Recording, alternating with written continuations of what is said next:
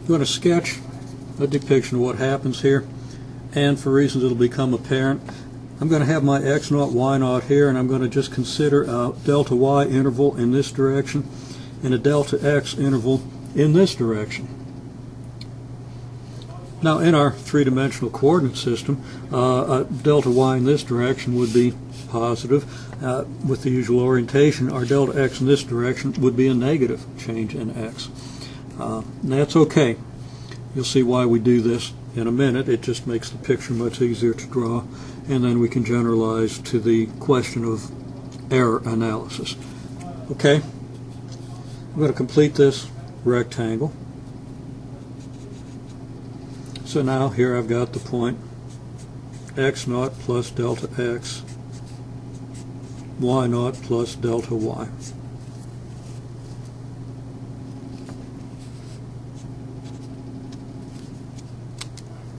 At the point x0, y0, our calculation of z, which corresponds to something in the real world, recall letting that correspond to an acceleration,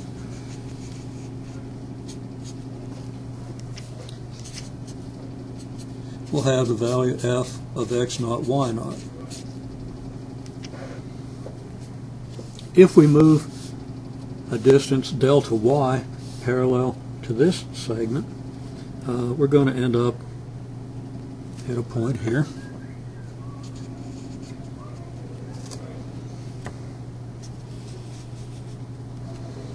And our value of y is going to presumably increase. When we calculate our derivatives, we'll find that our value, and I said our value of y will increase, our value of z will tend to increase. Recall that z tends to increase with increasing y, so this will presumably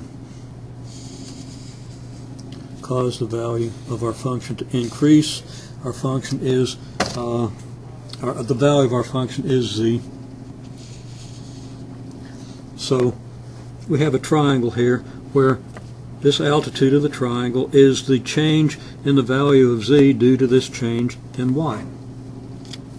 Now we also have a change in x, so we can sketch a line parallel to this one.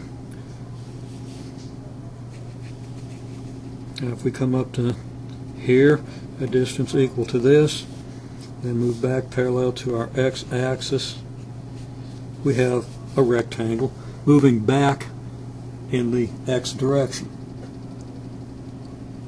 Then our change in x, our change in z due to this change in x, since x is in the negative direction, delta x is in the negative direction, recall that we observed that the function that we're using will tend to decrease with increasing x. Similarly, it increases with decreasing x. Now x is decreasing, so that our function, let's say, changed by this much due to the change in the x. And now we have a triangle back in this direction. This change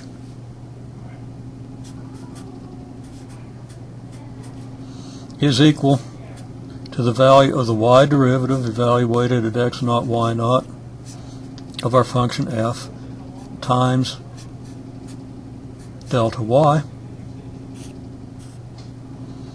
and back here we have a delta z equal to the x derivative evaluated at x0, y0 times delta x.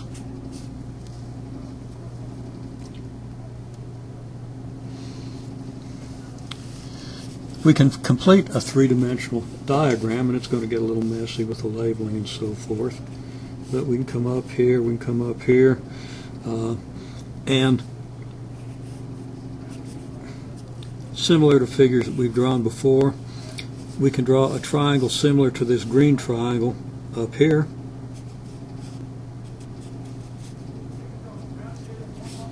And we can say that as we move from x0, y0 over to x naught plus delta y over to this point, and then to our final point x naught plus delta x, y naught plus delta y, we have this change in z added to this change in z.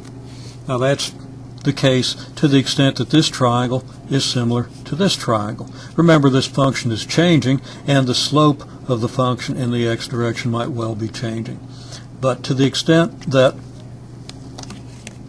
the triangles remain similar,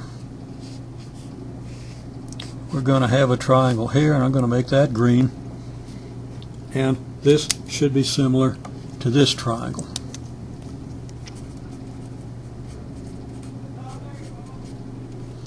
So we'll indicate, is this triangle similar to this triangle? Now, if delta x and delta y are small, then this function won't have a lot of room to change its behavior, so that the y derivative at this point should be pretty close to the y derivative at this point, and the x derivative at this point similarly pretty close to the x derivative at this point, so that these derivatives won't have much room to change. And I was going to write something about the fact that the tendency of these derivatives to change is just equal to the second derivative of the function, the various second derivatives of the function, but we're not going to talk about that right now. Now I've used delta z for this distance, and I've used delta z for this distance, and I'm going to be a little sloppy with the notation here. I could put subscripts in these and do a lot of things that would be as confusing as what I'm about to do. So I'm just going to write part here and part here. And I'm not even going to subscript the part, so it still looks like the same symbol, but we understand that this delta z is the contribution that results from the rate of change of the function in the y direction, that is the y partial, and this is the part that comes from the partial derivative in the x direction, the rate of change in the x direction. If we look back here, this is going to be our value. From here to here is going to be our value of, or our approximate value at least, of z at the point x naught plus delta x, y naught plus delta y. And as we've seen before, this part of the diagram, let's go ahead and draw a couple of lines over here. This height is the same as this height. In other words, this height is f of x naught, y naught. Then from here to here, we have fy, delta y, fy being evaluated at x naught, y naught. And here we have fx, delta x, fx also evaluated at x naught, y naught. And we find that our total change in the function f is from this value, f of x naught, y naught, to the sum of these three values, which is f of x naught, y naught, plus the fy delta y, plus the fx delta x. And our delta f is therefore fx delta x plus fy delta y. Now, that's an approximation. Again, the values of fx don't stay the same as we move from here to here. The values of fy don't stay the same as we move from here back to here. Original function was f of xy equals to, let's make sure I've got this right, I'm going to confuse my y and x values if I'm not careful, 2y over x squared, so that fx equals derivative with respect to x is going to be negative 4y over x cubed. Fy is going to equal 2 over x squared. Notice that our fx is negative, meaning that if we go in the negative x direction, we will increase our value. Fy is positive, so we go in the positive y direction, we again increase our value, validating the general picture that we've drawn.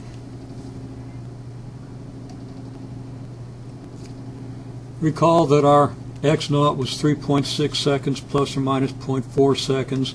We're going to drop the seconds. We can worry about the dimensions and the units. They will work out, but we're not going to include those in our calculations.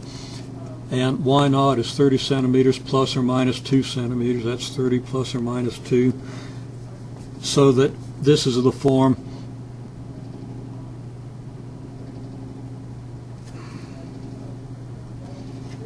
Okay, I just stopped in mid-sentence because I realize I have a notational error here. This should be x is 3.6 seconds plus or minus 0.4 and so forth.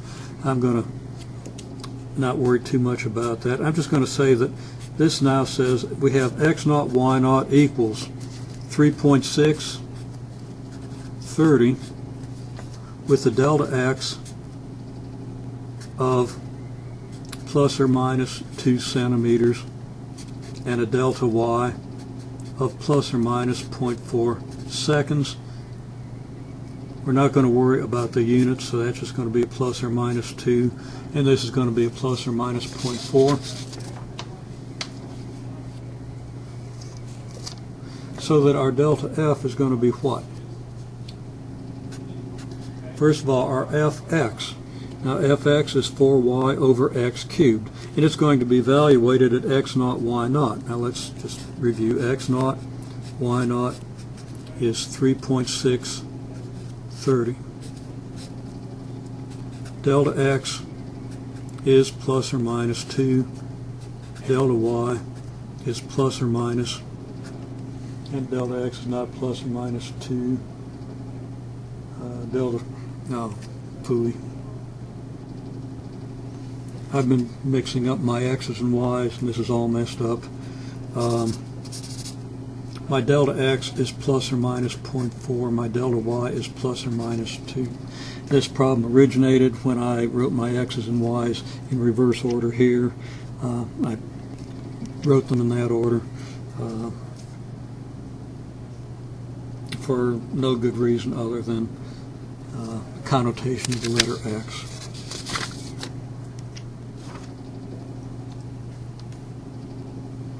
So,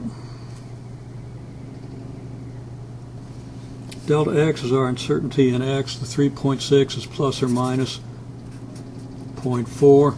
The delta y is plus or minus 2. I've chosen to use a delta y of plus 2 and a delta x of minus 4.